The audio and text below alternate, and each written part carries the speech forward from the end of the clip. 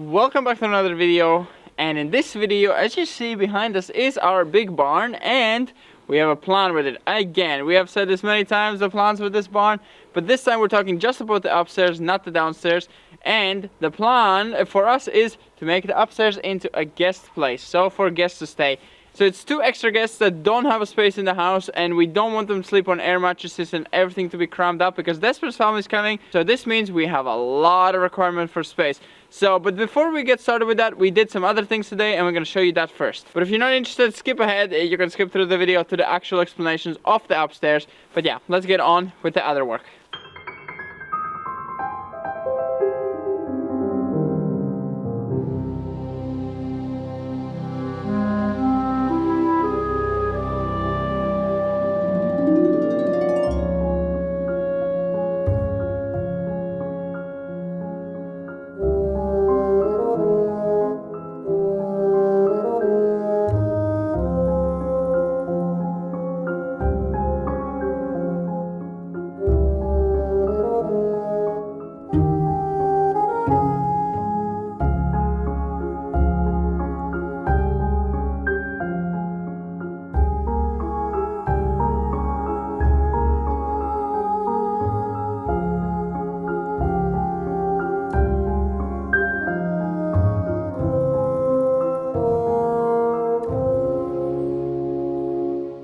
So here we got 2 piles of our branches, sticks, whatever you want to call it.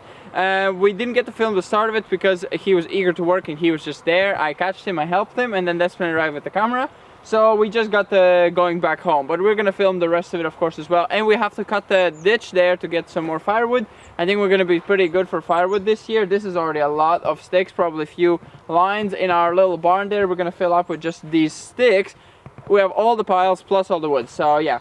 It's pretty good. We can get started. That's what all this point was, that we can get started and slowly be doing it because it's gonna take us quite a while to do all of it. And he can't physically bring all of it as well because I think it would take up the whole yard here to fill them all up.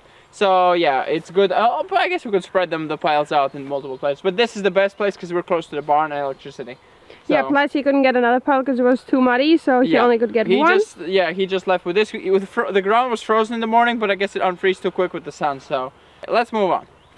So, since it's a beautiful day outside, we decided to bring the Christmas tree. It looks a bit desaturated, but I did break one of the branches off, and it looks alive, and it smells pretty strong, so I'm assuming, and they don't break off easily.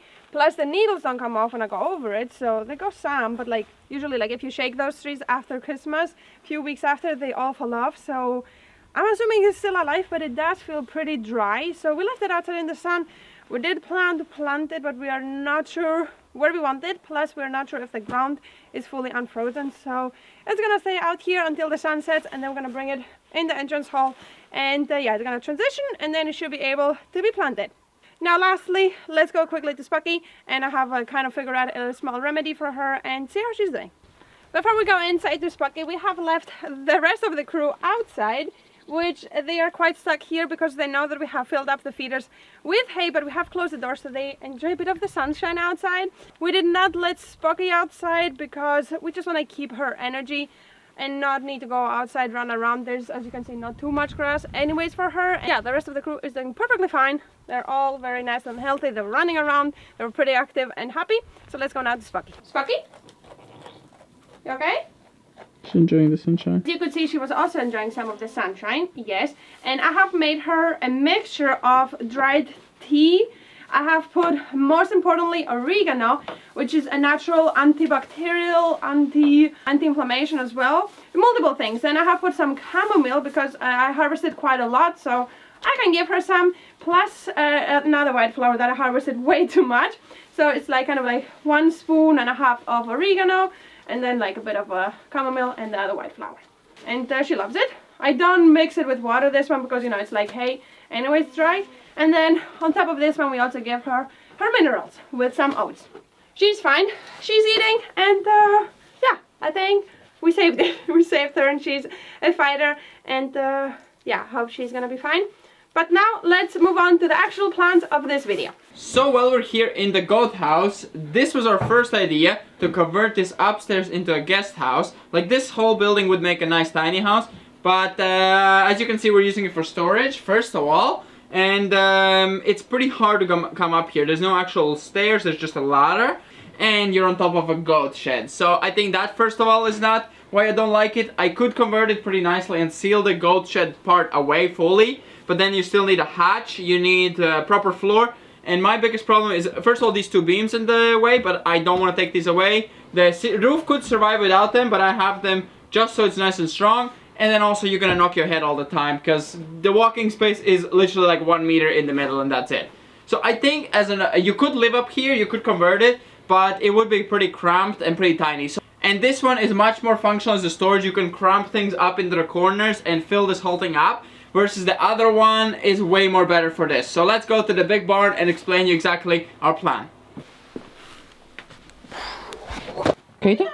So here we are in the big barn, and as you can see, this is a lot bigger than the goat barn, and you can't reach the ceiling here. So for me, this feels like a much better place for living. You can in theory split this and have like a bed up on top and have like a tiny house kind of feel, but I think we're gonna be fine with just having really high ceilings. And yeah, I think this will make an extremely good guest quarters. And you might be questioning why we're trying to focus on this. First of all, we have the guests coming, so we do need more space. We need 2 extra beds, so that's a lot of extra space. But the next thing is that our house, our bedroom will need to be used, our guest bedroom will be kids' room. So even our room after we do the upstairs will be both kids' rooms, right? We're planning to have a big family. So it means that the guests can't stay in our house anymore. So we need a guest place anyways. So if we convert this whole thing into a guest house, and also it's going to give us a lot of space to come here to work on projects like doing crafts and things like that, plus a lot of extra storage. I think that's overall going to be a big thing. But the other thing is that mostly in the house, we are getting close to being kind of done once we do the storage room, once we do the entrance hallway that we have, entrance house. A lot of those things are kind of ending up to being done. And then the roof on the second floor is a huge expensive project, and prices have gone even up with the materials. So to save up for that is going to take a while, so we can't just jump in on that and start ripping our roof off without having anything to put back on. And it's not just the roof cost, it's all the beams that need changing, all the work of inside of that roof, everything needs to be done. And it's gonna take a whole summer focusing on that, and financially it's gonna be insanely a lot. So I think focusing on something like this, where the roof is very nice and straight, and there's not a problem with a single beam, so all the beams are good. And I think there's only 1 tile or 2 tiles that have slipped down, which we need to just push up. And we're not changing the roof on this. This is just a barn, and we're gonna leave. The roof is actually in really good condition. This has been changed not so long ago, so it's actually in a good condition. It might look really old and bad, but the roof has absolutely no leaks except the tiles falling down. So yeah, as you can see, that even the wood in here is pretty good condition, and mostly the black spots are just water getting in, which is only actually 1 spot, since I said 1 tile has slipped down. And I think this will be a good renovation project for the channel for us to get this done. And I think the guests will appreciate this. And the Despina family will also have a place to stay in the future, so we don't have to have them on a couch or on a floaty blow-up mattress. So I think that's going to be a huge benefit. And I think Despina's mom is going to love to have her own space overall to live in. But yeah, this year it's going to be for the guests that are coming, the extra guests. And then in the future it's going to be overall a guest place. So yeah, I think that's going to be a good thing. And also a big bonus for me is we are getting started then on insulating the workshop, which means doing insulated ceiling and the walls on the bottom, or insulate the whole thing on top. So in theory, if we do get a new central heating stove, we could put that one here and put radiators, and this place is also heated up. So you have a full heated workshop downstairs and heated up upstairs. So I think that's all of that. It sounds just like benefits to me. And I know by calculating roughly the cost of insulation, rock wool, wood material, it's not that expensive to get this place to be livable. And then the furnitures, most of it we're going to make ourselves anyway. So furnishing, you know, it's not the most important. Most important is to be weather tight and sealed and insulated. So yeah, I think that's a pretty good plan. Let us know what you think exactly, and if you like this idea of this barn kind of becoming something instead of just letting it kind of to fade away, because we're kind of saving it. We have lifted up all the beams, we have kind of secured all the beams, all the walls. We do need to do a lot of work downstairs on kind of finishing the walls up and fully filling them in. But I think overall, I think maybe one beam needs a bit of reinforcement, and then downstairs one of the beams needs reinforcement. And that's pretty much it structurally. Structurally it's very sound. And then we need to clean all of this out, and then we can see a blank template of how to get going here. But for this video, we're gonna get started with this corner here, because this is a big mess of wood that is actually more or less useless, and we have to see what needs to go for burning, for firewood, and what actually can be used, because a lot of it is too small or unpractical to be used in projects. So let's get started on that big pile there. This one maybe could go for fire.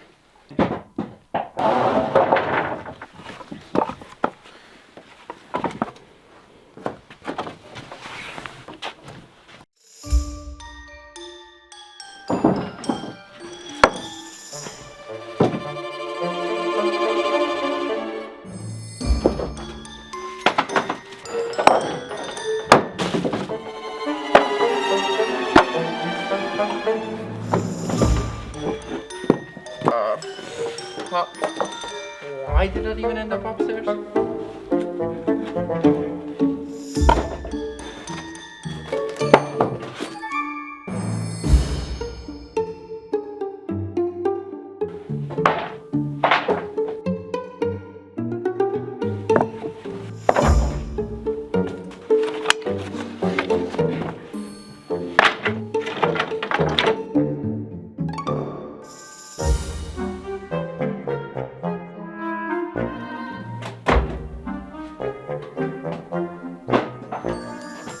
Look at that, getting somewhere.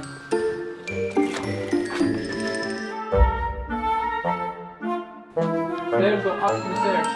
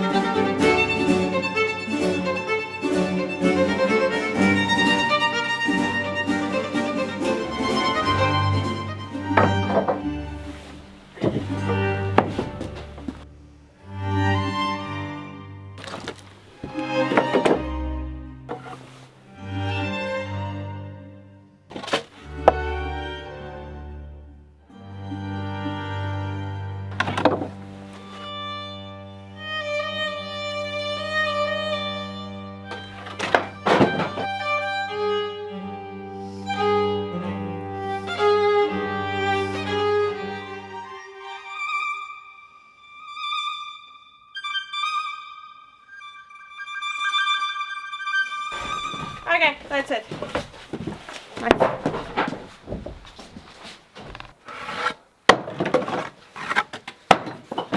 So that's all cleaned up. Let's see exactly how much is firewood. It is hard for me to say goodbye from some of the wood. I'm a bit of a wood hoarder, but I need to realize that not everything can be used, and some of it just needs to be thrown away, and it will serve me better as firewood instead of just sitting in a pile for endless amount of time. So yeah, let's get downstairs. A lot of this wood broke on the impact, so it means it wasn't good. So this is how much wood we brought down. It's not the most compared to what is upstairs, but all of this will go for fire, and we'll probably need it this year. We'll see if we last with what we have left, or if we'll need this a bit even. But yeah, next time we're gonna stack it up. We're gonna cut it and stack it up over there. But yeah, for now that's gonna be pretty much it. Hope you enjoyed. And yeah, we're gonna see you next time. A lot of plans and a lot of things to do. Spring is finally coming, and it's getting warmer, and we can get a lot more jobs done. So yeah, hope you enjoyed. Bye bye. You're stuck. Yeah, I gotta go that way.